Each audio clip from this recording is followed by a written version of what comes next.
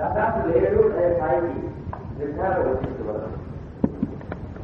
భగవంతుడు ఉన్నాడా లేదా అని మొదట ప్రశ్న. ఎందుకు వచ్చింది అని మీకు మళ్ళా ఆలోచన కూడా అనేది క్లుప్తంగా చెప్తాను. నేను అప్పటికి ఇంటర్మీడియట్ అయిపోయి BAలో చేరబోతున్నాను. వేసవి కాలం. మా అన్నగారింట్లో 4 అన్నదమ్ములం మేము. అందరికంటే పెద్ద అన్నగారు అబ్బాయి ఉండేవాడు, 3 ఏళ్లవాడు. వాడి మీద నాకు చాలా మమకారం చేస్తుంది. ఎంత ప్రీతి అంటే నాకు అప్పుడు వేరే స్నేహితులు కూడా ఉండేవారు కాదు. కాలేజీ నుంచి రావడం, స్నానం చేయడం, వాడికి స్నానం చేసి వాడిని ఎత్తుకుని చెప్పడం, వాడితో ఆడుకోవడం, అంతే. అంత మాలివి. అటువంటి అప్పుడు ఉపనయనం చేశారు. నాన్నగారు వేద పండితులు ఉన్న అభిమానంతో వారింట్లో చివరిగా జరిగేటువంటి ఉపనయనం కదా ఇది, చాలా అద్భుతంగా జరగవాలనే ఉద్దేశంతో విజయవాడలో బాగా పేరు మోసినటువంటి గొప్ప జ్యోతిష్ శాస్త్రవేత్తలందరూ కలిసి ముహూర్తం పెట్టారు. ఇటువంటి ముహూర్తం మళ్ళా ఈ సంవత్సరం అంతా లేదండి, తప్పకుండా ఈ రోజు చేయించండి అన్నారు. ఆ రోజు ముహూర్తానికి గుంటూరులో హిందూ కాలేజీలో లెక్చరర్గా ఉన్న మా పెద్దన్న గారు కృష్ణాచల గారు అంటారు. ఆయన విజయవాడకి బయలుదేరి వచ్చారు ఈ వేసవి కాలమే, మే చివరిలోనే. వాళ్ళు విజయవాడ నుంచి గుంటూరు నుంచి బయలుదేరి విజయవాడ రావడంలో ఎండ దెబ్బ తగిలింది పిల్లవాడికి. చాలా ప్రమాదంగా వచ్చారు ఇంటికి రావడంతోనే. 5 నిమిషాలు 4 నిమిషాలకి వాంతులు విరోచనాలు అవుతున్నాయి.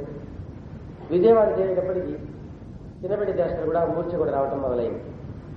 అప్పుడు డాక్టర్ గారు చూపిస్తే ఏమన్నారంటే, ఈ మూర్ఛలు రావడం చాలా ప్రమాదకరమైన పరిస్థితి, మెదడు దెబ్బతింటూ ఉందని అర్థం.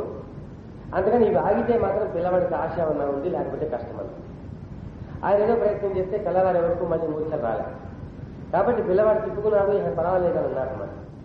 అప్పుడు బంధువులంతా ఏమన్నారంటే, ముహూర్తంలో ఏదో పొరపాటు తీసుకుంటాడు, లేకపోతే సరిగ్గా ఆ రోజుకి ఇట్లా రావాలా. అప్పుడు మళ్ళీ పండితుల దగ్గరికి తీసుకుపోతే 4 కూర్చుని మళ్ళా చూచి ఎంత జాగ్రత్తగా పెట్టామండి, అలాంటి పొరపాటు ఏమీ లేదు, ఆ పిల్లవాడి రాత బాగలేదు, తల్లిదండ్రుల రాత బాగలేదా తప్ప ఇందులో ఏం లోపం లేదు, మీరు మాత్రం ఆపవాకండి, దీనివల్ల జరిగితే పిల్లవాడికి కూడా మేలు జరగవద్దాం. సరే, తెల్లవారి దాకా ఎప్పుడైతే మూర్ఛ ఆగిపోయినాయో, వాంతుల విరోచనాలు ఆగిపోయినాయో, పర్వాలేదు పిల్లవాడు తిప్పుకుంటున్నాడని, ఇంత గొప్ప ముహూర్తం అని చెప్పారు కదా అని చెప్పి ఉపనయనం జరిపించాను. పొద్దున 9:30కి ముహూర్తం అయిపోయింది. సరిగ్గా ఆ సమయంలో నా చెవిలో గాయత్రి మంత్రం చెప్తున్నాను. అదే టైంలో పక్క గదిలో వాడికి మూర్ఛ వచ్చింది. ఆ మూర్ఛలో ప్రాణం పోయింది. అప్పుడు నాకు ఆలోచనలు బాగా మెచ్చింది. అందులో నాకు బాగా మమకారం చేస్తే, మాలిన్యం చేస్తే వాడి మీద. జీవితంలో ఇంకా నాకెవరూ లేకుండా పోయారన్నంత దెబ్బతగింది మనసు. అందువల్ల ఏమైందంటే, నాన్నగారు వేద పండితులు, అన్నగారు మంచి ఉపాసనా పరుడు, ఆయనకి వేదం వచ్చు. 4 మహాపండితులు పెట్టారు ముహూర్తం. నాకు గాయత్రి ఉపదేశం జరుగుతోంది, వేద మంత్రాలు చదువుతున్నారు అక్కడ. ఇన్ని జరుగుతుండగా ఇన్ని కలిసి ఒక్కరి ప్రాణం నిలబడలేకపోయినాయి. కాబట్టి నిజంగా అసలు వీటిలో బలం ఉందా లేదా అని అనుమానం వచ్చింది. నిజంగా ఇట్లాంటి వేదన ఉందా దైవం అనేది, లేదా మనిషి ఊరికే తన మనసులో ఉండే భయాన్ని, జీవితంలో ఉండేటువంటి పిరికితనాన్ని జయించడం కోసం ఇలా ఏర్పరచుకున్నాడా? ఎలాగా? తల్లి దగ్గర పాలు ముందే మానాల్సి వచ్చి బిడ్డల్ని పాలు మానిపిస్తే నోట్లో వేలేసుకోవడం అలవాటు పడి దాంతో ఆ సుఖాన్ని ఊహించుకుని ఆనందిస్తాడు. తల్లి దగ్గర పాలు తగినప్పుడు కడుపు నిండుతుంది, కానీ నోట్లో వేలేసుకున్నప్పుడు కడుపు నిండదు, కానీ మనస్సుకు ఉండేటువంటి పిచ్చి తీరుతుంది. అలాగే జీవితంలో రేపు పొద్దున మనం ఏమైపోతామో, మన బిడ్డలు ఏమైపోతారో అనే భయంతో భగవంతుడంగా వాడు ఉంటే వాడిని ప్రార్థన చేసుకుంటే మనకి తగ్గుతుందనేటువంటి భావం ఊరికి కల్పించుకున్నారేమో అని అనుమానం వచ్చింది. అందులో అప్పటిదాకా నేను సైన్స్ చదువుకుంటూ వచ్చాను కాలేజీలో. అందుకని ఆ రకమైనటువంటి ఆలోచన ప్రారంభమైంది. దీని సంగతి ఉన్నదో లేదో నిజంగా తేల్చుకోవాలా? ఉన్నాడనుకుని ఇవన్నీ పట్టుకుని వేలాడి ఎంత చేసినా కానీ జీవితంలో భగవంతుడు మనం రక్షించడం లేకపోతే జీవితం అంతా వృధా అయిపోతుంది. కాబట్టి ఉన్నాడా లేదా తేల్చుకోవాలి ఈ సంగతి అని ఎప్పుడైతే మనసుకు ఆలోచన వచ్చిందో, ఉన్నాడని చెప్పే గ్రంథాలు చదవటం, లేడని చెప్పే గ్రంథాలు చదవటం, ఉన్నాడని చెప్పే వాళ్ళ దగ్గరికి పోయి లేడనే వాదాలన్నీ చెప్పటం, లేడనే వాళ్ళ దగ్గరికి పోయి ఉన్నాడని నిరూపించడానికి వీళ్ళు ఏం చెప్తారో అవన్నీ చెప్పటం, ఇలా రాత్రి మగళ్ళు గోవలంత కాలం గడిచింది. చివరకు 1.5 సంవత్సరాలు 2 సంవత్సరాలు అయ్యేటప్పటికీ దాదాపు పేరు మోసి పెద్దలుగా ఉండే వాళ్ళందరితో వాదమైంది. కాకపోతే ఇష్టం వచ్చినట్టు నోటికి వచ్చినట్టు తిట్టేవాడిని కాదేవాడిని. ఈయన బాగా చెప్తాడు, ఈయనకి అందరికీ తెలుసు, ఎన్నో వేల మందికి ఈయన చెబుతున్నాడు అనుకున్నప్పుడు అక్కడికి వెళ్ళి ఏమండి నేను కురవాణి, ఉన్నాడా లేదా నాకు అనుమానం వచ్చింది, మీలాంటి వాళ్ళు పెద్దలు మాకు సమాధానం చేసే కదా దొరికింది, నాకు సమాధానం కావాలని. అసలు నీ వయసులో ఉండేవాడు ఇవి అడిగేవాడు ఎవడయ్యా, నువ్వు అడుగు సంతోషంగా చెప్తావు అని వాళ్ళు అన్నాక, ఏమంటే నేను పెద్దవాళ్ళతో మెచ్చినవాడు కాదు, ఎప్పుడు నా మాట కాస్త తొందరపడుతుందేమో, మీరేమో అనుకోవాకండి. పర్లేదయ్యా, నువ్వు అడుగు, ఎందుకంత కంగారు పడతావు, నీలాంటివి ఎంతో మంది పిల్లల్ని చూసావు, నువ్వు అన్న మాటకే మేము కంగారు కోపడతావా ఏం అడగమంటావు. అట్లా అనిపించుకున్నాక నీకు తెలిసింది ఏమిటి, నాకు తెలియంది ఏమిటి. ముందే చెప్పాగా, నేను కుర్రవాడిని, నాకు ఎంత మాట్లాడడం సరిగ్గా చేతవదు, నా మనసులో భావాన్ని తీసుకొని నా మాటను మాత్రం తీసుకోవాకండి, మాట కటువుగా ఉన్న మనసులో భావాన్ని అర్థం చేసుకోండి. అలాగే అడగవయ్యా అన్నాక, మీరు ఏదో ఆశ్రమం కట్టుకున్న ఆశ్రమంలో మీరుండి మీరు కొత్తగా పొందింది ఏమిటి, ఆశ్రమం కట్టుకోకుండా మామూలుగా చొక్కా ఆగలేసుకుంటూ మీరు రోడ్డు మీద తిరుగుతూ గలబాగా తిరిగితే మేము పొందండి ఏమిటి, నాకు జలుబు చేస్తే మీకు జలుబు చేయదా, మాకు ఆకలిస్తే మీకు ఆకలేదా, మాకు వృద్ధాప్యం వస్తే మీకు వృద్ధాప్యం రాదా, ఒకనాడు మేము మరణిస్తే మీరు మరణించరా. అప్పుడు భగవంతుడున్నాడని మేము అనుకోకుండా మేము పూజ చేయకుండా మేము పోయినందుకు మాకు వచ్చే నష్టం ఏమిటి, మీరు ఉన్నారనుకుని ఎన్ని కష్టాలు పడి మా అందరికీ చూస్తూ ఉంటే మీకు వచ్చినటువంటి లాభం ఏమిటి. అంత తీవ్రంగా అడిగేవాడు అన్నమాట. అడుగుతూ పోతే అయితే ఊరికే ఉదాహరణగా పిల్లలకు తెలియడం కోసం మాత్రమే ఇట్లా అడిగా. నేను భగవద్గీత మీకు చదువుకున్నాను కనుక వాళ్ళందరూ దిగి సమాధానం చెప్పడం మొదలు పెడితే అడగడం జాతం.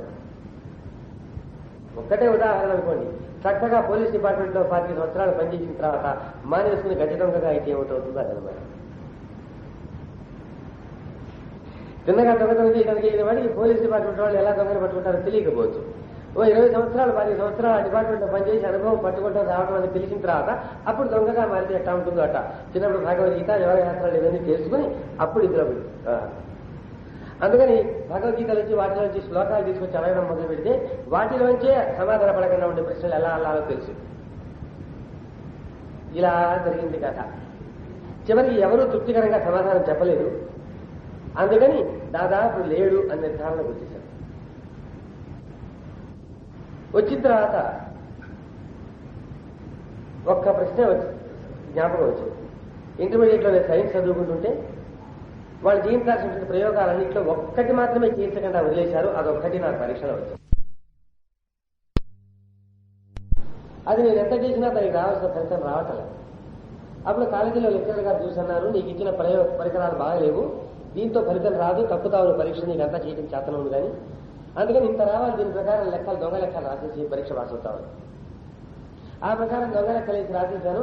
నేను కరెక్ట్గా చేసినట్టు కరెక్ట్గా ఫలితం వచ్చినట్టు వచ్చింది, బ్రహ్మాండంగా మార్కులు వచ్చింది.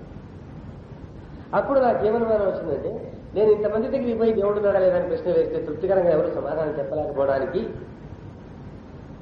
వాళ్ళకి భగవంతుడు ఇచ్చిన కన్ను, చెవు, ముక్కు, మనస్సు అనే పరికరాలు బాగాలేవేమో నాకు పరీక్షలో ఇచ్చిన వాటికి. మళ్ళీ పరికరాలు బాగా లేకపోయినా ఎంత కష్టపడి చేస్తే మాత్రం ఎంత సక్రమంగా పనిచేస్తాయని చేయవు. లేదా నాకు అన్ని పరికరాలు బాగున్నా వాటిని ఎలా ఉపయోగించుకోవాలో చేతకాకపోయి ఉండొచ్చు. స్కూటర్ ఉండి ఉండొచ్చు, నాకు తోలడం చేతకాకపోయి ఉండొచ్చు. నాకు తోలడం చేతయి ఉండొచ్చు, స్కూటర్ చెడిపోయి ఉంటే నాకు బాగు చేసుకోవడం చేతకాకపోవచ్చు. అలా ఏ కారణం చిత్రంలో వాళ్ళు నాకు సమాధానం చెప్పలేకపోయినంత మాత్రాన నేను లేడనుకుంటే రేపు పొద్దున అంతకంటే గొప్పవాడు ఎవడన్నా కనపడి ఉన్నాడని చెప్పి నా జీవితం ఏం కావాలి. అందుకని ఇట్లా కాదు, ఉన్నాడో లేడో నికరంగా తెలుసుకోవాలి, ఇట్లా మాట్లాడే మాత్రమే కాదు అని మొదలుపెట్టి మళ్ళీ సైన్స్లు గీన్స్లు కాలేజీలో చెప్పే పాఠాలు చదువుకోవటం మొదలుపెట్టి వాటి ప్రకారం భగవంతుడు ఉన్నాడా లేదా. నా సాటి మాస్టర్లు, సైన్స్ మాస్టర్లు ఉండేవాళ్ళు, వాళ్ళందరి సహాయంతో సైన్స్ చదువుకుంటే దాదాపు 8 సంవత్సరాల తర్వాత ఆ సైన్స్ ప్రకారమే భగవంతుడు ఉన్నాడు అని నిర్ధారణ. భౌతిక శాస్త్రం, రసాయనిక శాస్త్రం, జీవశాస్త్రం వాటితోనే భగవంతుడు ఉన్నాడు అని నిరూపణ అవుతుంది. ఆ సైన్సుల ప్రకారం ఈ ప్రకృతి ఇలా ఉంటానికి వీలు కాదు, అట్లాంటి లేకపోతే. కాకపోతే కష్టపడి చాలినంత కష్టపడి చదవాలి. పరీక్షలు చదవడానికే మాకు విసుగ్గా ఉంది, అడేవాడు చదువుతాడబ్బా అనేవాడికి హక్కు లేదు.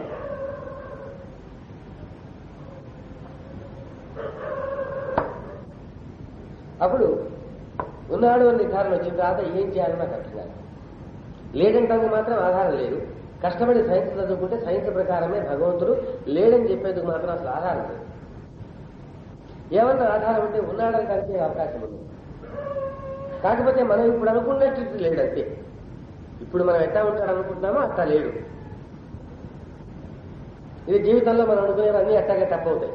చిన్నపిల్లవాడిగా ఉన్నప్పుడు పెద్దవాళ్ళందరూ మన మధ్య అజమాయిషి చేస్తారు. చదువుకో, నువ్వు చదువుకోకపోతే మొడతాడు. ఆడుకుంటుంటే ఎందుకు రోడ్డు మీద ఎగురుతున్నావు, ఇంకో అన్న వచ్చి మొడతాడు. ఇంట్లో కూర్చుంటే ఎప్పుడు గదిలో కూర్చుంటే ఆడుకోగలపా అని ఇంట్లో వాడు పడతాడు. అప్పుడు ఏమనిపిస్తుంది మనకు? మనం చిన్నపిల్లలుగా ఉండబట్టి కదా మనకి అంటున్నారు వీళ్ళు, మనమే పెద్దవాళ్ళైతే ఎంత బాగుంటుంది అనుకుంటాం. పెద్దవాళ్ళైన తర్వాత చదువు, ఉద్యోగము, పిల్లలు, జల్ల వాళ్ళ పైకి రావడం, రాగడం పోయినైనా చిన్నప్పుడే బాగుంది. అంటే చిన్నపిల్లవాడిగా ఉంటుండేటప్పుడు పెద్దవాడికి ఎంత బాగుంటుందని అనుకున్నాడో అట్లా ఉండదు. అట్లాగే ఇది కూడా. అందుకని భగవంతుడు ఉన్నాడు అనుకున్నాక మాత్రం ఏం చేయాలో నాకు అర్థం కాదు. అలా ఉన్న స్థాయిలో ఒక అన్నగారు నన్ను షిరిడీకి తీసుకెళ్ళాను. ఆ షిరిడీలో ఒక చక్కటి అనుభవం కలిగింది. అప్పటిదాకా నేను వేసే ప్రశ్న ఒకటి, భగవంతుడు ఉన్నాడని తేలింది, కానీ ఉన్నాడని తెలిసిన తర్వాత నేనేం చేయాలి? ఇది నాకు వచ్చిన ప్రశ్న. దానికి కూడా ఎవరు తృప్తికరంగా సమాధానం చెప్పాలి. ఎందుకంటే నేను వేసిన ప్రశ్న ఏమంటే, భగవంతుడు అనేవాడు నిజంగా ఉంటే ఈ సర్వాన్ని సృష్టి చేసి నడిపించేవాడు ఆయన కదా. కాబట్టి ఈ సృష్టిలో ఏం జరిగినా సరే ఆయన జరిపిస్తే జరగాల్సిందే తప్ప మనంగా చేయగలిగింది ఏమీ లేదు. ఆయన అనుకోకపోయినా మనం చేయగలిగింది కొత్తగా ఏదన్నా ఉంటే ఆయన భగవంతుడు కాదు. సర్వశక్తిమంతుడు అంటున్నాడు భగవంతుడు. అన్ని శక్తి అంతా ఆయనకే ఉన్నది అసలు అంటున్నాడు. అలా అయితే ఈ సృష్టిలో ఏం జరగాలో ఆయనకే చేతనం అన్నమాట. ఆయన అనుకుంటేనే జరుగుతుంది. ఆయన ఇప్పుడు వర్షం రావాలి అనుకుంటే రాకూడదని నేను ఇవాళ పూజ చేస్తే రాకుండా పోవడానికి వీల్లేదు. నా మనసు గొప్పదా, ఆయన బలం గొప్పదా? వర్షం రాకూడదు ఆయన అనుకుంటే రావాలి అని నేను ఎంత పూజ చేసినా ఆయన రాకూడదు. అట్లాగే ఏదో ముఖ్య జ్ఞానం అంటున్నారు కదా, ఆ జ్ఞానం రావాలి అని నేను ప్రార్థన చేసి జపం చేశాను, ధ్యానం చేశాను అనుకోండి, జ్ఞానం రావడానికి అవకాశం లేదు. నాకు జ్ఞానం రావాలని ఆయన అనుకుంటే అవుతుంది, లేక అవ్వదు. నేను అనుకుని తన్నుకులాడినంత మాత్రం అవదు. నా జ్ఞానం అక్కర్లేదు పో, నేను ఆయన కలుసుకోకపోయినా సరే వాడి జ్ఞానం రావాలని ఆయన అనుకుంటే మాత్రం అయిపోవాలి. కాబట్టి ఇప్పుడు నేను పూజ చేస్తే కొత్తగా అయ్యేదేమీ లేదు, పూజ చేయకపోతే కొత్తగా ఆగేదేమీ లేదు. ఆయన అనుకున్నది ఎటూ జరుగుతుంది, నేను అనుకుంది ఎటూ జరగదు. కాబట్టి పూజ చేసి చేయకి రెండు ఒకటి. కాబట్టి ఎందుకు చేయాలి? పోనీ చేయక్కర్లేదన్నావు, దేవుడు ఉన్నాడని తెలిసి నాకేం ఒరిగింది? ఇక్కడ నేను ఎదుర్కొంది.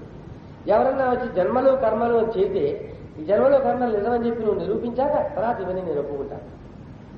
భగవంతుడున్నాడన్న నిరూపణ అయ్యాక ఈ వాదానికి వచ్చాను. కానీ జన్మలో కర్మ అనే సంగతి నువ్వు ఉన్నాయని నిరూపిస్తే ఆ తర్వాత నేను అవి ఒప్పుకుంటాను తప్ప నువ్వు ముందు వాటి మీద మొదలెట్టిన ఒప్పుకోను.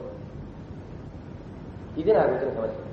అట్లా ఉన్నప్పుడు మా అన్నగారు ఏం చేశారంటే, వీడు పక్కదారి పట్టిపోతున్నాడు, భగవంతుడున్నాడు, భక్తి ధ్యానము ఈ పూజా పురస్కారం చేసుకోకుండా నాన్నగారు ఇంత చిన్నప్పటి నుంచి తరఫీదు జాగ్రత్తగా మనకి ఇస్తే అది వినియోగించుకోకుండా పక్క మార్గాన్ని పోతున్నాడు, వీడిని బాగు చేసుకోవాలా అని అన్నగారు అంతా అనుకున్నారు.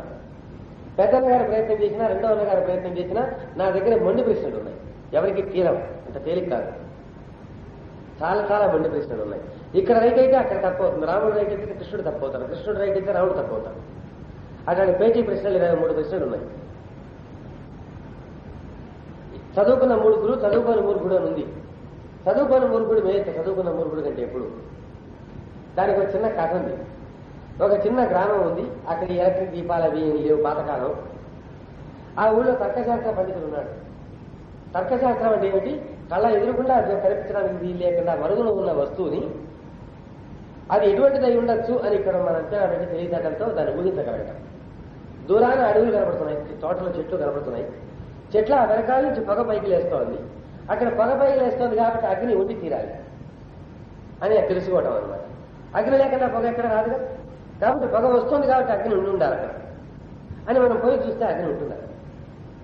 అలా కంటికి ప్రత్యక్షంగా కనిపించడం దాన్ని మనసుతో ఉన్నది ఊహించి అంచనా వేసి సరిగ్గా తెలుసుకోవడానికి తర్కం అంటారు. ఆ తర్కశాస్త్రాన్ని సంస్కృతంలో బాగా చదువుకున్న పండితుడు ఒకడున్నాడు ఆ ఊళ్ళో. మసలచ్చి గట్టి ఇంటికి పోతున్నాడు. పోతూ పోతూ ఏం చేశాడు, ఏదో తొక్కాడు. తొక్కిన తర్వాత తొక్కింది ఏమిటి అని అనుమానం వచ్చింది. ఏమిటో చూస్తే కనపట్ల చీకటి. అప్పుడు అనుకున్నాడు, కళకి కనిపించినటువంటి భగవంతుల గురించి తెలుసుకునేందుకు నాకు తర్కశాస్త్రం చెప్పారు. ఇప్పుడు కాలికి నేను తొక్కింది ఏమిటో, కళ కనిపించింది ఏమిటో నేను తెలుసుకోలేని నేను భగవంతుడు తెలుసుకుంటానా? ముందు దీని సంగతి తెలుసుకోవాలి, నా శాస్త్రం ఎంత గొప్పదో తెలుసుకోవాలి అనుకుని కాలుతో తొక్కింది ఎలా ఉంది? తడిగా ఉంది. ఇంకెలా ఉంది? కొద్దిగా వెచ్చగా ఉంది. ఇంకెలా ఉంది? కాలికి అంటుకుంది, రోడ్డు మీద ఉన్నది. కాబట్టి కొన్ని తెలిసినాయి దాదాపు. ఇంకా ముట్టుకుంటే ఎలా ఉంటుంది, వాసన చూస్తే ఎలా ఉంటుంది తెలిసిపోతే అదేమిటో తెలిసిపోతుంది.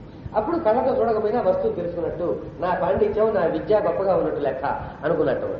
అనుకొని ఇలా ముట్టుకొని చూసి కానీ ముక్కు రాసినప్పటికీ పేడ దొక్కాడు.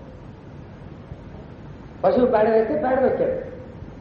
కానీ అది పేడ తెలిసేటప్పటికి ముక్కు కూడా అంటుకునైపోయింది. చేతికంటూ కాలి కంటుకుంది, చేతికి అంటుకుంది, ముక్కు కంటుకుంది. అప్పుడు పేడని తెలిసింది. చచ్చా పేడ ముక్కు కంటుకుంది, పరిగెత్తుకుంటూ వెళ్ళి కాలు కడుక్కున్నాడు, చేయగలుగుతున్నాడు. వీడిని చదువుకున్న మూర్ఖుడు అంటారు. అంటే వాడికి వచ్చిన సమాధానానికి తీరేటప్పటికీ చేతి కంటుకుని ముక్కు కట్టుకోవాల్సి వచ్చింది. అక్కడే కాస్త కష్టం చేసుకుని బతికేటువంటి మనిషి, ఏమీ చదువుకోని వాడు కష్టం చేసుకుని బతికే మనిషి ఉన్నాడు. వాడు పోతూ పోతూ తొక్కాడు. చిచి ఏదో తొక్కాను అని రాయికి రాసేసి వెళ్ళిపోయాడు. ఎవరు మేలు అని ఇద్దరికీ కాలు కంటుకుంది. వాడి చేతికి ముక్కుకి కూడా పూసుకున్నాడు. వీడు అక్కర్లేకుండా వదిలించుకుపోయాడు. వాడే తెలివైన వాడు. అందుకని చదువుకున్న మూర్ఖుడి కంటే చదువుకోని మూర్ఖుడే మేలు అన్నారు. నేను చదువుకున్న మూర్ఖుడిగా ఉన్నాను కాబట్టి నాకు సమాధానం చెప్పడం చాలా కష్టం. షిరిడీ పోదాను రమ్మన్నాడు మా అన్న. నేను చెడిపోతున్నాను భయపడి ఎన్నో మాటల ద్వారా వాదం ద్వారా భగవంతుడు ఉన్నాడని చెప్పడం ద్వారా, పూజలు మంచివని చెప్పడం ద్వారా నా మనసు మళ్లించి పూజలో తేవడం కోసం పెద్దన్న ప్రయత్నించారు, రెండో అన్న ప్రయత్నించారు. కాలే. చివరికి రెండో అన్న ఏమన్నారంటే, నేను మాటలతో కాదు, నువ్వు షిరిడీ రా, పోదాం చూసిద్దామని. అంటే నేను మళ్ళీ నా పాత వాదం పెట్టి, నేను ఎందుకు షిరిడీ రావాలి? భగవంతుడు అనేవాడు ఉంటే నువ్వు ఆ షిరిడీలో సాయిబాబా గొప్పవాడని చెబుతున్నావే, ఆయన అట్లా గొప్పవాడు అవ్వాలి అని ఆయన మొహం మీద భగవంతుడు రాసి ఉండాలి. ఆయన అవ్వాలని భగవంతుడు అనుకోని ఉండాలి. అనుకున్నాడు కాబట్టి ఆయన గొప్పవాడు అయ్యాడు. నేనేమవ్వాలో అనుకుంటాడు కానీ ఆ ప్రకారం నేను ఎట్టగో అవుతా, షిరిడీ పోయినా అవుతా, అవ్వకపోయినా అవుతా. గొప్పవాడిని అయ్యే అదృష్టం ఉంటే ఇక్కడ కూర్చున్నా అవుతా, అయ్యే అదృష్టం లేకపోతే అక్కడికి పోయి కూడా అయ్యేదేం లేదు. కాబట్టి నేను రాను, ఇది నేను చెప్పింది, నాకేం ఒరుగుతుంది అంటే. ఆయన ఉన్నాడు, ఈ విధా వాదం అంతా నా దగ్గర పెట్టవద్దు, దేశం కానీ దేశం పోతున్నాను, అక్కడ తెలుగు మాట్లాడే వాళ్ళు ఎవరు ఉండరు, అందుకని హాయిగా తెలుగు మాట్లాడుకుంటానికి పక్కన తోడుగా నువ్వు ఉంటావు. నీవు దేశంలో అనేక ప్రాంతాల్లో మనుషులు వేష భాషలు ఎట్లా ఉంటాయి, వాళ్ళ భాష ఎలా ఉంటుంది, ఇల్లు వాకిళ్ళు ఎలా ఉంటాయి, దేశం చూసినట్టు ఉంటుంది నీకు. అట్టరా నేను భక్తులుగా రమ్మలేదు, అట్టయితే వస్తాను. షిరిడీ పోయాం. వెళ్ళినప్పుడు సాయంత్రం 6:30 సాయిబాబా సమాధి మందిరంలోకి వెళ్ళాం. అక్కడ హారతిస్తున్నారు. హారతిస్తుంటే ఎంతెంత చదువుకున్న వాళ్ళు, ఎంతెంత కోటీశ్వరులు అక్కడికి వచ్చేది. బొంబాయి నుంచి పెద్ద పెద్ద సేట్లు వస్తారు. వాడు దసరా మామూలు ఇచ్చినట్టు మామూలు ఇస్తే ఓ వీధిలో ఉన్నవన్నీ కొనేయచ్చు, అంత శ్రీమంతులు ఒక్కొక్కడు. వాళ్ళ మీద ఎండ కూడా పడి ఉంటుంది లేదో కూడా మనకు తెలియదు. అలాంటి వాళ్ళు కూడా వచ్చి మామూలు జనంతో, కష్టం చేసుకునే జనంతో పాటు కలిసి నిలబడిపోయి వాళ్ళు చేతులు ధరుతూ కళ్ళబెట్టి నీళ్లు కారుస్తూ ఊగిపోతూ ఆరతి పడుతున్నారు. ఎంతెంత వాళ్ళు చదువుకున్న వాళ్ళు, వాళ్ళు అమెరికాలో చదువుకున్నారో, ఇంగ్లాండ్లో చదువుకున్నారో, అంతంత చదువుకున్న వాళ్ళు. బాంబేలో అక్కడ పెద్ద పెద్ద సైంటిస్టులుగా ఉద్యోగాలు చేసేవాడు. అప్పుడు నాకు అనిపించింది, ఈ ప్రపంచంలో ఇట్లాంటి ఇంత చదువుకుని కూడా ఇట్లా చేసేవాళ్ళు ఉన్నారా అని. ఏమైనా కష్టాలు వస్తే మాత్రమే వాళ్ళు వచ్చి దేవుడిని పట్టుకుంటారనుకున్నాను, వీళ్ళు కూడా ఉన్నారే. ఆయన పాలనాథ విగ్రహం ఉంటుంది అక్కడ, సమాధి ఉంది, అది సమాధానం నాకు ఆలోచన రాలే. విగ్రహం కోసం అరుగు కట్టారనుకున్నాను. వీళ్ళు ఆరతిస్తున్నారు, భజించేస్తున్నారు. ఈ ఆరతిస్తూ వీళ్ళు ఎట్లా ఊగిపోతున్నారబ్బా, ఇంకా తెలివి తక్కువ వాళ్ళు ఎట్లా ఉన్నారు అనుకుని అమాయకులుగా ఉన్నారు. పైగా ఆ విగ్రహం ఏమన్నా వింటుందా పెడుతుందా, వీళ్ళు ఎవరికి తలుచుకున్నంత భక్తి పడుతున్నారని నాకు అర్థం కాదు. సరే అయిన దాకా ఊరికి నుంచి చూశాను, మహాలు చూస్తూ నిలబడ్డాను. అయిపోయిన తర్వాత అందరూ ప్రసాదం తీసుకుంటే మా అన్నగారు వెళ్ళి అక్కడ నమస్కారం చేసుకున్నాను. నేను నమస్కారం చేసుకోవాలి, ఊరికే చూస్తూ ఉంటున్నాను. ఎందుకు అక్కడ అది ఆయన సమాధి అన్నాడు. దగ్గరికి వెళ్ళిన తర్వాత దగ్గరికి వెళ్తే అది ఆయన సమాధి. సమాధి అంటే ఏంటంటే ఆయన శరీరాన్ని అందులో పెట్టారు, సమాధి చేశారు. ఆ మాట వినేటప్పటికి పరమ అసహ్యం వేసింది. ఋతుంపాలుగా తగలబెట్టారు కాదు, నీటిలో ఏ సముద్రంలో నదిలో ఉన్నా పారేశారు కాదు, లేకపోతే మామూలుగా పాతి పెట్టారు కాదు. చుట్టూ పెద్ద తొట్టిలాగా వెడల్పుగా బావిలాగా కట్టి అందులో ఆయన కూర్చోబెట్టి పైన బండలంతా మూస్తే లోపల గాలి తగలక ఎండ తగలక ఆ శవం ఎంత కుళ్ళిపోయి ఉంటుంది లోపలికి. చుట్టూ మట్టిలో తగిలితే మట్టిలో కలిసిపోతుంది. ఇప్పుడు కలవడానికి వీళ్ళు లేకుండా చుట్టూ రాళ్ళు వేసి బిగించారే, అది లోపల ఎంత కుళ్ళి ఉంటుంది అని ఆలోచన వచ్చి ఇంకా అసహ్యం వేసింది. అక్కడ సాంబ్రాణి ఏమ్రాణి వేస్తూ మంచి ధూపం వేస్తూ పెడుతుంటే అప్పుడు అనుమానం వచ్చింది. సన్నగా అసహ్యమైన వాసన వస్తుంది కాబోలు, అది రాకుండా ఉండటం కోసం వీళ్ళు ఇంత సాంబ్రాణి, ఇంత అగరత్తులు వేస్తారు కావాలి, ఇన్ని పూలు అత్తర్లు చుట్టూ పూస్తారు కావాలి అనిపించింది.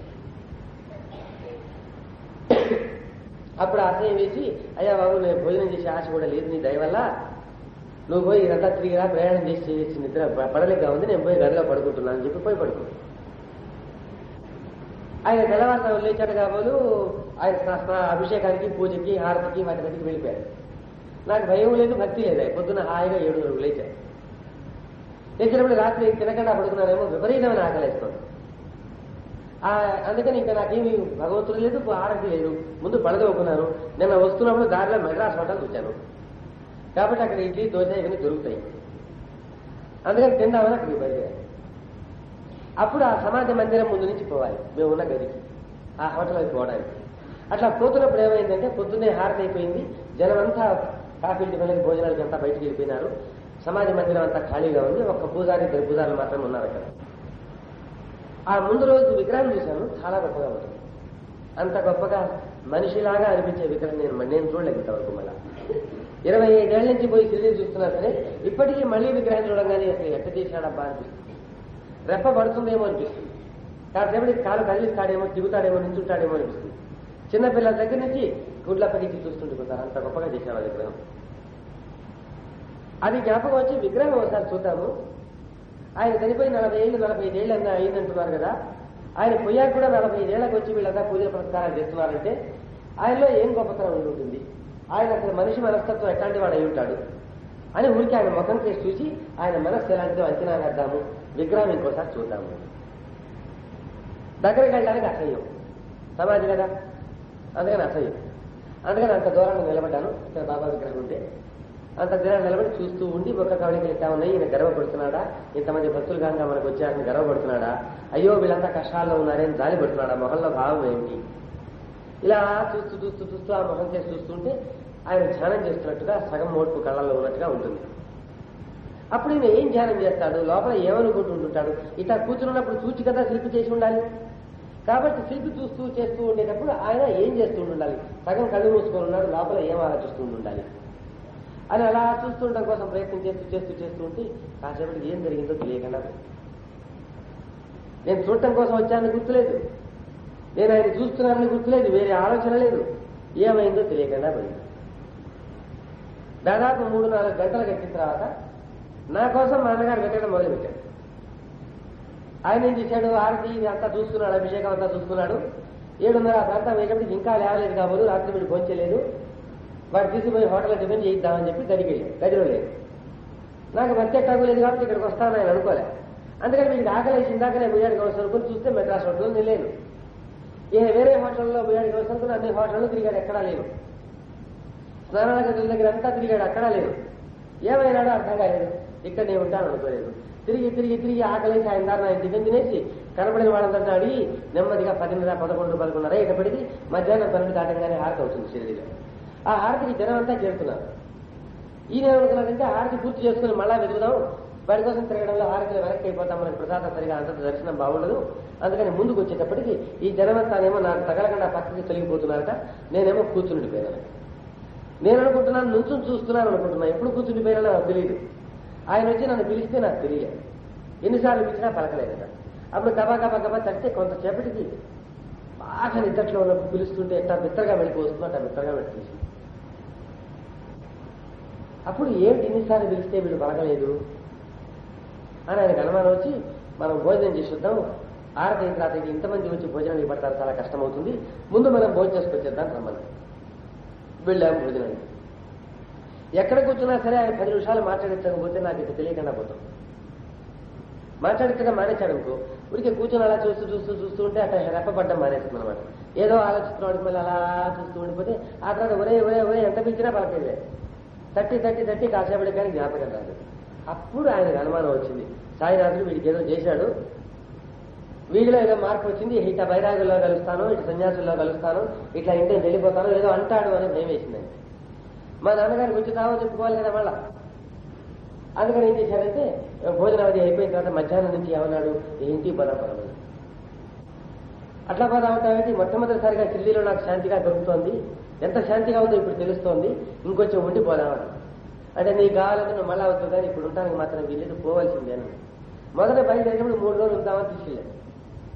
2వ రోజు సాయంత్రానికి బయలుదేరి తీసుకెళ్ళి ఇంటికి తీసుకొచ్చి హైదరాబాద్లో ఉన్నాం. అప్పుడు హైదరాబాద్ తీసుకొచ్చేసాను.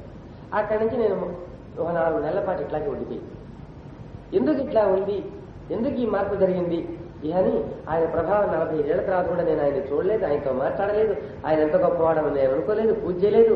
ఎందుకు వచ్చింది ఈ శాంతి? చాలా గొప్పగా ఉండేది ఆ శాంతి మాత్రం. అందుకని ఈయన గొప్పతనం ఏమిటి తెలుసుకుంటాం కోసం వారి చరిత్ర చదవటం మొదలు. చరిత్ర చదివితే అమోఘంగా ఉంది. అప్పటికే నేను నాస్తికుడుగా భగవంతుడు లేడని చెప్పడం మానేసి భగవంతుడు ఉన్నాడని చెప్పడం మొదలెట్టిన తర్వాత నాకే ఓ ప్రశ్న వచ్చింది. భగవంతుడు ఉన్నమా నిజమైతే ఇన్ని మతాలు తలో రకంగా ఎందుకు చెబుతున్నాయి? ఒక్కొక్క మతం ఒక్కొక్క రకంగా చెబుతోంది. హిందూ ధర్మంలోనేమో విగ్రహం పూజ చేసుకోవచ్చని చెబుతున్నాడు. విగ్రహాన్ని ఆరాధిస్తే నరకానికి పోతామని చెబుతున్నాయి తక్కిన మతాలు. గురువుని పూజ చేయవచ్చని చెబుతున్నాయి, అవతార పురుషుని పూజ చేయొచ్చని చెబుతుంది హిందూ మతాన్ని. మానవుని కానీ మానవాకృతిని కానీ పూజ చేస్తే మహాపాపం అని చెబుతున్నాయి తక్కిన ధర్మాలు. యేసుప్రభువు నమ్మితే తప్ప లోకానికి ముక్తి లేదని అంటున్నారు వాళ్ళు. ఇస్లాంలోకి వస్తే తప్ప ముక్తి లేదని అంటున్నారు వీళ్ళు. ఇందులోంచి బయటికి పోతే పనికిరామంటున్నారు వాళ్ళు. నిజంగా మతంలో నిజం అయితే వీళ్ళు ముగ్గురు మూడు రకాలుగా ఎందుకు మాట్లాడారు? కాబట్టి మూడు మోసమన్నా అయి ఉండాలి, మూడు తెలివి తక్కువతనమన్నా అయి ఉండాలి. ఇది నాకు అప్పట్లో ఉన్న అభిప్రాయం. లేకపోతే ఇందులో ఉన్న నీళ్ళన్నీ తూకం తూచాము. 1 కిలో అన్నారు, ఈ మంచినీళ్ళ బరువు 1 కిలో 5 కిలోలు అన్నారు. ఈ ఊళ్ళో చూస్తుంటే 5 కిలోలు ఉంటుంది. మెడ్రాస్ తీసుకుపోయి చూస్తుంటే 5 కిలోలే ఉంటుంది. బొంబాయి అమెరికా తీసుకుపోయి చూస్తుంటే 5 కిలోలే ఉంటుంది. ఈ 5 కిలోలు నిజమన్నప్పుడు ప్రపంచంలో ఎక్కడ పెట్టినా ఒకలాగే ఉంది. కానీ భగవంతుడి గురించి ఒక మతం ఒకలాగా ఒక మతం ఒకలాగా ఎందుకు చెప్పి ఆ సందేహాన్ని నన్ను పీడించేదనమాట. ఇప్పుడు నేను ఉన్న మతం రైతనట, పోనీ మానదామా అవతలది రైతని నాకు తెలుసు. అట్లా నన్ను బాధపడుతున్న రోజుల్లో అన్ని మత గ్రంథాలు తీసుకొచ్చి చదవటం, అనేక మతాల్లో వచ్చినటువంటి మహాత్ముల జీవిత చరిత్రలు తీసుకొచ్చి చదవటం అది జరిగింది. అది జరుగుతూ ఉండగా బాబా గురించి గ్రంథాలు చదవటం ప్రారంభమైంది. అప్పుడు ఇంతమంది మహాత్ముల చరిత్ర, ఇన్ని మతాల గురించి చదివిన తర్వాత బాబా గురించి నేను తెలుసుకున్న దాన్ని బట్టి నాకు అర్థమైంది ఒకటి. ఇన్ని మతాలు, ఇన్ని వేదాంత గ్రంథాలు, ఇన్ని శాస్త్రాలు వచ్చిన తర్వాత కూడా మనిషిలో ఇవి ఉపయోగపడే బదులు దీనివల్ల మనిషి ఇంకా చెడ్డాడు. వీడిని బాగు చేయడానికి కొత్తగా భగవత్ స్వరూపం అవతరించిందంటే ఏ మతం రైతే ఏ మతం తప్పని గొంతు వచ్చే ఒక పిచ్చి పెట్టింది. మతం పెట్టుకుని అందరిలో భగవంతుని బిడ్డలనే ప్రేమతో అందరూ సంచరించండి రాని ప్రతి మతం చెప్పింది. అన్ని జీవులు మందరములు భగవంతుని బిడ్డలమే అయిన తర్వాత ద్వేషము అసూయలు వదిలిపెట్టి ప్రేమతో ఉండండి అని చెప్పడానికి ప్రయత్నం చేసిన ప్రతి మతం. బుద్ధుడు అలాగే చెప్పడానికి ప్రయత్నించాడు, యేసుక్రీస్తు అలాగే చెప్పడానికి ప్రయత్నించాడు, మహమ్మద్ అలాగే చెప్పడానికి ప్రయత్నించాడు. కానీ ఈ మూడు వేరనుకుని వాటి కోసం గొంతులు రావటం మొదలెట్టింది మానవ జాతి. అందుకని ఈయనలో ఉన్నటువంటి ప్రత్యేకత ఏమంటే ఈ సమస్యలన్నింటినీ పరిష్కారం రాయడం జరిగింది. అసలు బాబా ఎవరు, ఆయన చరిత్ర ఏమిటి అంటే, షిరిడి అనేది చాలా చిన్న గ్రామం. రహటా అనే ఊరు ఉంది అహ్మద్నగర్ జిల్లాలో. ఆ గ్రామానికి మాలపల్లె ఈ షిరిడి. ఆ ఊళ్ళో 30-40 పాకలు మాత్రమే ఉండేవి, ఆ ఇల్లు మాత్రమే ఉండేవారు ఆ రోజుల్లో. ఊరు వెలుపల వీళ్ళంతా చెత్త చెదారం తీసుకుపోయి పారేసే ఖాళీ స్థలం ఉంది. అందులో ఒక వేప చెట్టు ఉంది. 1854వ సంవత్సరంలో మొట్టమొదటిసారిగా 16 ఏళ్ల పిల్లవాడిగా కూర్చొని ఆ చెట్టు కింద కూర్చొని కనిపించాడు. అలాగూ అసలు బాబా ముందు బయట లోకంలోకి వచ్చింది. 1854వ సంవత్సరంలో ఆ ఊరి బయట ఉన్నటువంటి ఒక వేప చెట్టు కింద తెల్లవారు లేచేటప్పటికి ఒక 16 ఏళ్ల పిల్లవాడు కూర్చొని ఉన్నాడు. ఎవరబ్బా ఎవరో ఈ పిల్లాడు వచ్చాడు, ఇక్కడ కూర్చున్నాడు ఏంటి, ఈ చెత్త చెదారం బారేసే చోటు కూర్చున్నాడు ఏంటి అనుకున్నారు. చూస్తే ఓ రోజైనా వెళ్ళిపోలేదు, 2 రోజులైనా వెళ్ళిపోలేదు, వారం గడిచింది, నెల గడిచింది, ఎక్కడికి పోవట్లేదు ఆయన. ఎంత వర్షం వచ్చినా దాని నుంచి పోడు, ఎవరింటికి పోయి తలదాచుకుంటాను, మీ వరండాలో కూర్చుంటానని అడగడు. ఆ చెట్టు కింద కూర్చున్నాడు, అట్టని తరిచి ముద్దయ్యేవాడు. మళ్ళీ అట్ట ఎండాల్సిందే ఒళ్ళు. విపరీతంగా చలి కొడుతుంటే నేను నిప్పులు కాచుకుంటానని కానీ మీ ఇంట్లో తలదాచుకుంటాను కానీ ఎవరిని అడిగేది కాదు. విపరీతమైన నిప్పులు జరుగుతుంటే చల్లగా ఉంటుందని ఎక్కడికైనా పోతాను లేదు, ఎప్పుడు దాని కిందనే ఉండేవాడు. మధ్యాహ్నం 1 గంట 12:30 ప్రాంతాల్లో మాత్రం ఒక్కసారి గ్రామంలోకి వెళ్ళేవాడు. ఒక్కొక్క ఇంటి ముందు ఒక్కొక్క నిమిషం నిలబడేవాడు.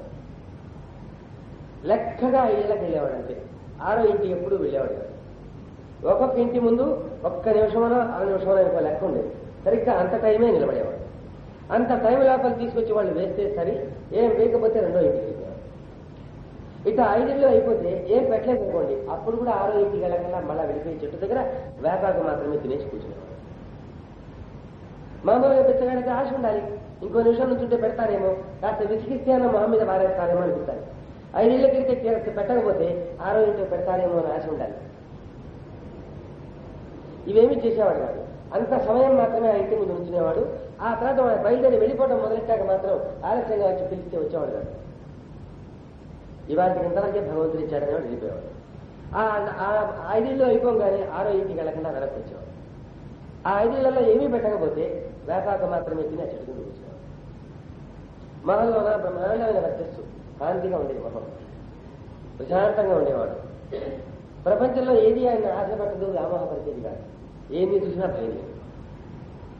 అప్పుడు ఊళ్ళో వాళ్ళందరికీ ఎవరబ్బాయి కుర్రవాడు ఇంత చిన్న వయసులోనే 40 స్నేహితులతో కలిసి సరదాగా తిరగాల్సిన ఈ వయసులో ఈ ఎండ పట్టకపోవటం ఏంటి, వాన లేదు, చలి లేదు, ఏ బాధ లేదు ఆయనకి, ఆకలి మీద వ్యామోహం లేదు, రుచి మీద వ్యామోహం లేదు, ఏమిటి మనిషి అనుకొని దగ్గర చేరి, అయ్యా నీదే ఊరు, అందరికీ ఒకటే ఊరు,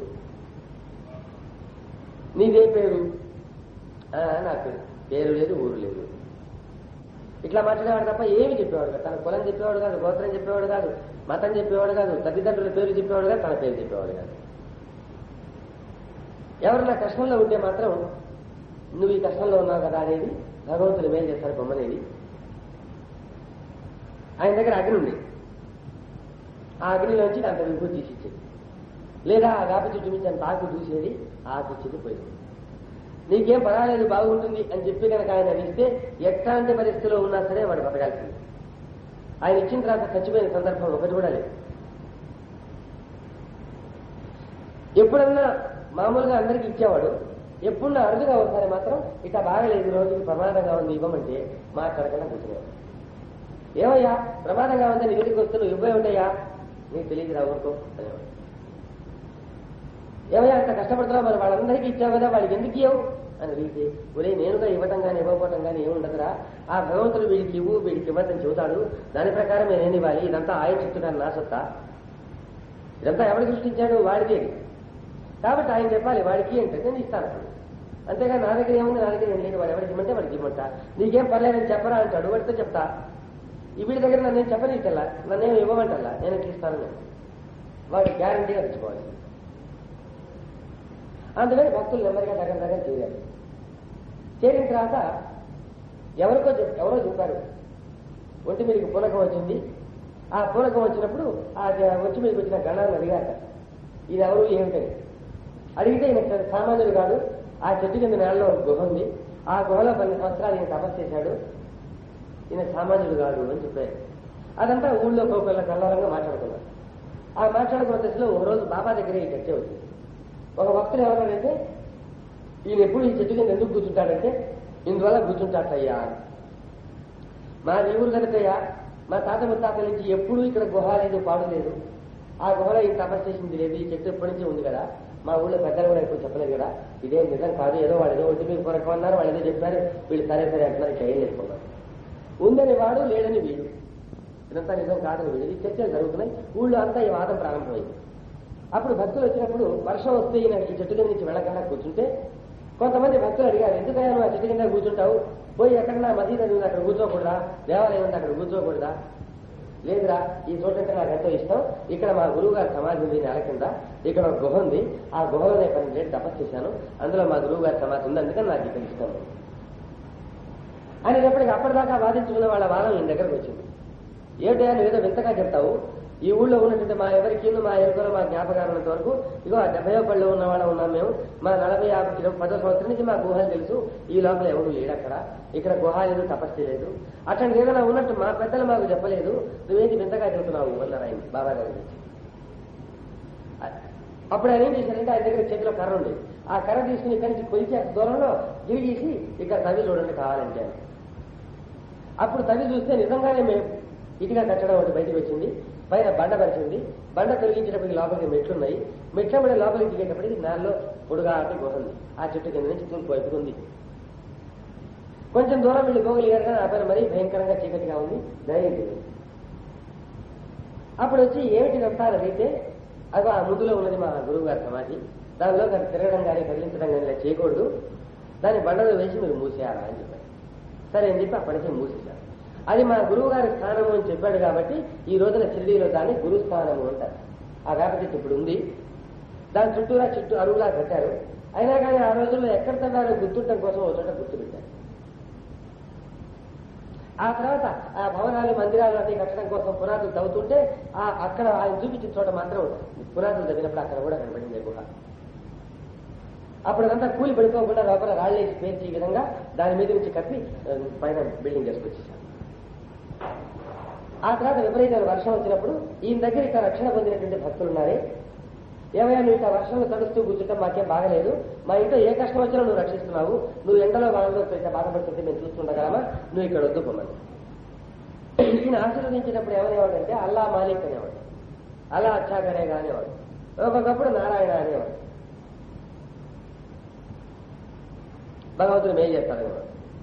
అందుకని ఈయన అల్లా మాలిక్ అల్లా అచ్చా కరేగా అంటే జనం చూసి ఈయన ముసల్మాన్ అయ్యుంటారు అని అనుకుని ఆ ఊళ్ళని అనాదిగా చాలా కాలం కింద నుంచి ఉండేటువంటి ఒక పాత మసీదు ఉంటే ఆ మసీదులో వచ్చి ఉండవయ్యా అన్న. అక్కడే నాకు ఈ చెట్టు కింద బాగానే ఉందన్న. ఓసారి చెప్పారు, 2 సార్లు చెప్పారు, 3 సార్లు చెప్పారు, వెళ్ళలేదు ఆయన. అప్పుడు తనువు తీసుకొని జబ్బాయి సంకల్ కింద చెట్లు వేసి జబ్బలు పట్టుకు లేవదీసి తీసుకెళ్ళి అక్కడ కూర్చోబెట్టారు.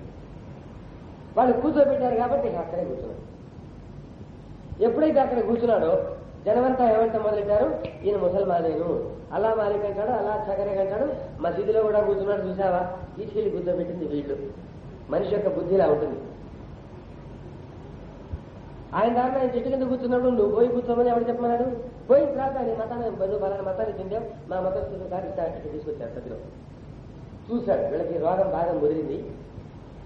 మరి ముందు కాలంలో అయితే మంచినీళ్ళు తాగడానికి ఇస్తే హిందూ మంచినీళ్ళ, క్రైస్తవ మంచినీళ్ళ, ముస్లిం మంచినీళ్ళ అని అడిగేటట్టున్నాడు మనిషి విడుదల.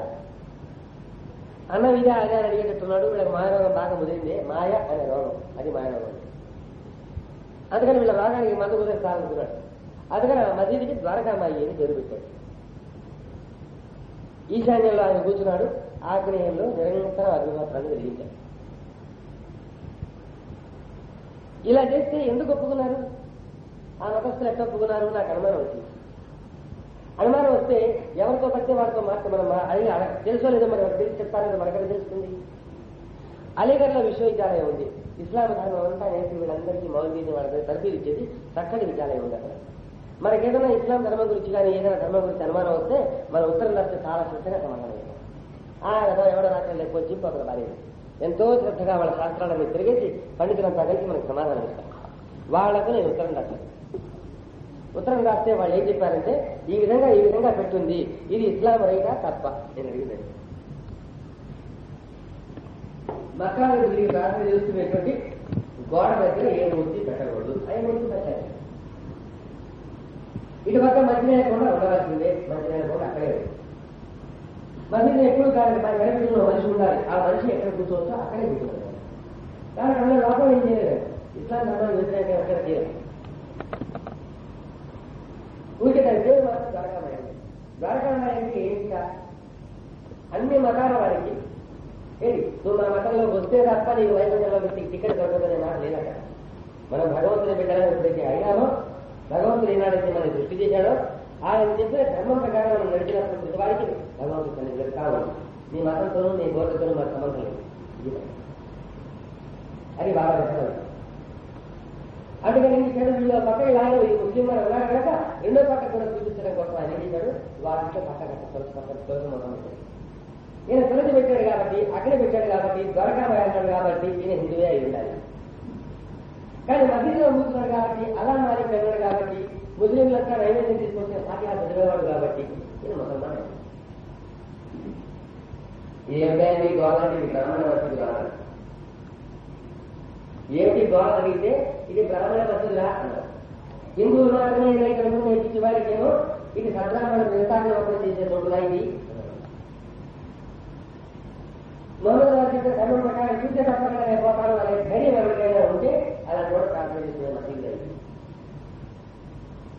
అంటే నిజమైన అర్థం చేసిన ముస్లిం అనే పదానికి అర్థం ఏమిటో, బ్రహ్మజ్ఞానం కోసం తపస్సు చేసేటువంటి గ్రంథంలోనే అర్థంలో తీసుకున్నట్టు చెప్తున్నాను. నిజమైన ముసల్మాన్ నిజమైన హిందువులు కాదు, నిజమైన ముసల్మాన్ నిజమైన క్రైస్తవులు.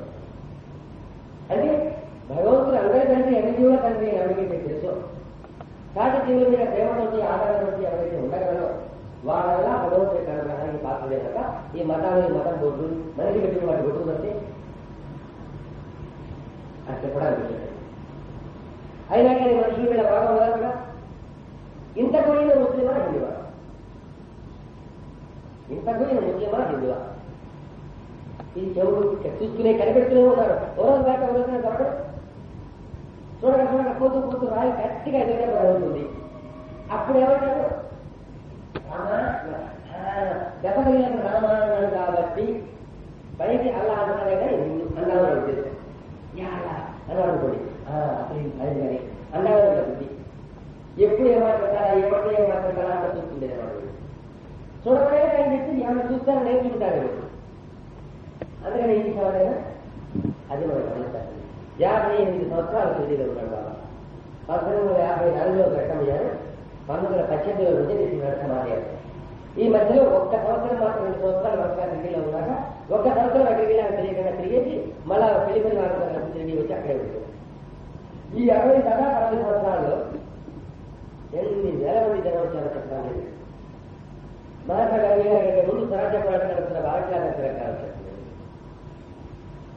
దేశంలో కాంగ్రెస్ పార్టీకి నాయకులు బ్రిటిష్ వాళ్ళు భారతదేశం కోసం చేసిన ప్రయత్నంలో గొప్ప గొప్ప నాయకులంతా తెలుగు ఆచరించడానికి చెల్లారు. అమెరికాలో ఇంజనీర్లు గారు వాళ్ళు చదువుకున్న వాళ్ళు వచ్చారు, యూరోప్ నుంచి చదువుకుని వచ్చిన వాళ్ళు వచ్చారు, అతను పెద్ద ఉద్యోగులు ఆయన దగ్గర. ఇంగ్లీష్ వాళ్ళు కలెక్టర్ గారు కమిషనర్ గారు ఉండే వాళ్ళ ఆయన దగ్గరికి వచ్చారు. ముంబై రాష్ట్రం నుంచి ఒకళ్ళు వచ్చారు. అనేది చక్కగా చదువుకున్న ముస్లిం వస్తే ఈయన ఇస్లాం మాత్రం ముస్లిం మాత్రమే కాదు, ఈయన అరేబియాలో చూసి అరేబియాలో పండిత వ్యవస్థ వహించాడు అన్నంత చక్కగా అరబీ మాట్లాడాడు. ఢిల్లీ నుంచి అక్కడి నుంచి గొప్ప గొప్ప మౌలులు వచ్చారు ఆయన దగ్గర మాట్లాడాలి. మౌలు అంటే గొప్ప మాట్లాడండి పండితుడు. ఇస్లాంలో గొప్ప బాగా చేసేవాడు. ఆ శాస్త్రాలు కురాలు అవన్నీ చదువుకున్న వాళ్ళు వస్తే ఆ కురాన్ని ఆయన అరబీలో చెప్తే అరేబియా భాష వాడు మాతృభాష మాట్లాడితే ఎంత బాగుంటుందంత మాట్లాడేవాడు. దానికి అర్థం చెప్తే పండితులు కూడా చేసే వస్తుంది నిలబడి అవును మాట్లాడేది. మళ్ళీ వెంటబడికి వస్తే వాళ్ళు ఎక్కడ మధ్యపోతే అక్కడ వెంటలో వచ్చేవారు. ఒకసారి ఈ కన్నడ దేశం నుంచి దేశీయ పాదయాత్ర చేస్తూ బయలుదేరారు కొంతమంది. మైసూరు రాష్ట్రం నుంచి కొంతమంది బ్రాహ్మణులు. వాళ్ళు ఏం చేశారు, ఎక్కడ వెళ్ళడం వీళ్ళు సందర్భంలో వాళ్ళ దగ్గరికి వేదం చదవడం, వాళ్ళు దక్షిణ ఇస్తే తీసుకొని యాత్ర చేస్తున్నారు. వాళ్ళకి ఎవరో చెప్పారు, ఢిల్లీలో సాయినాథులు గొప్ప ఉన్నారు. ఆ సాయినాథులు ఇక వేదం చదివిన వాళ్ళు పండితులను బాగా ఘనంగా సత్కరిస్తారు, అందులో ఇల్లు బాగా ఇచ్చారు. సాయినాథులు ఎప్పుడు చెప్పినారో ఎందుకు అయ్యింటాడో వీళ్ళు వెళ్ళారు. ఘనంగా సత్కరిస్తారు, కనకలిస్తారో నిలబడితే చూస్తే మొత్తం మసీదు ఈ వ్యవస్థలు పిలుస్తున్నాడు. అంటే మట్టి కొండ ఉంటుంది, అందులో పొడాకు కలిసి పెట్టి దాని మీద చెప్పుకొని పెట్టి తీరుస్తారని తీరుమంటారు మహారాష్ట్ర.